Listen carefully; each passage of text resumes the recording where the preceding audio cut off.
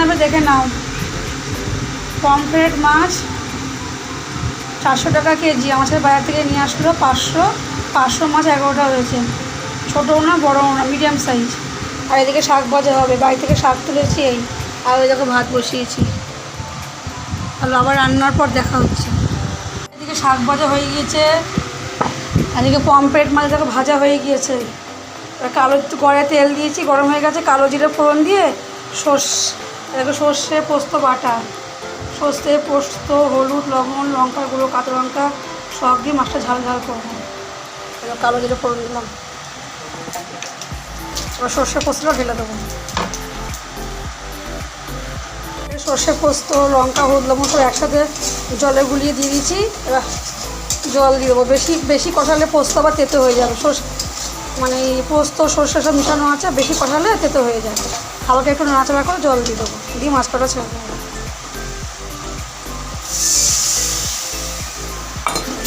বেশি করে ঝাল দিলাম, পমফ্রেট মাছ তো।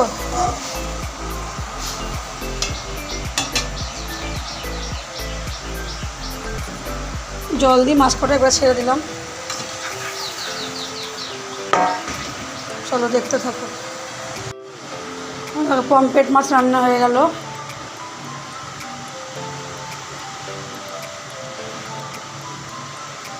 একটু ঝোল ঝোল করেছি, সর্ষে আর পোস্ত বাটা, ডাল করিনি তো। এই দেখো শাক ভাজা,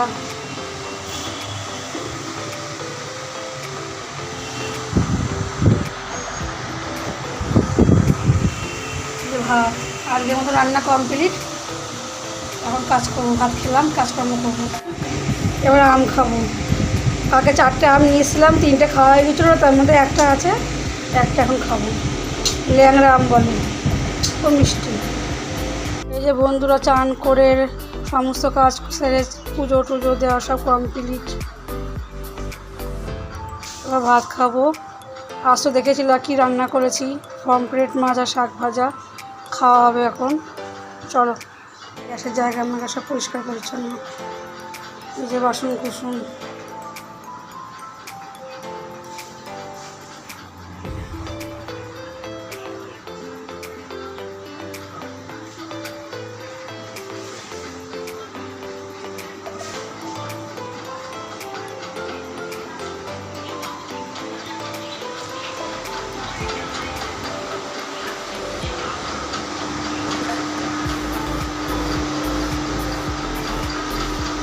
দেখো পুজো দেওয়া কমপ্লিট।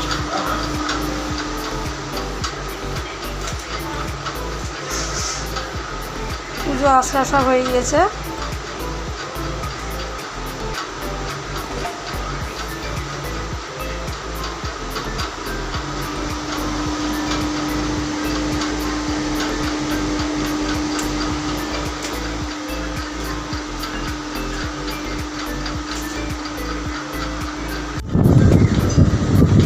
বন্ধুরা বিকালে টিফিন করছি, চিড়ে ভাজা। চিড়েটা শুকনো কড়াই ভেজেছি, তেল ছাড়া চিড়ে ভেজেছি, অল্প একটু লবণ দিয়ে চিড়ে ভেজেছি। আর দেখো ছানা, আর দেখো কৃষ্ণনগরের বিখ্যাত সর ভাজা।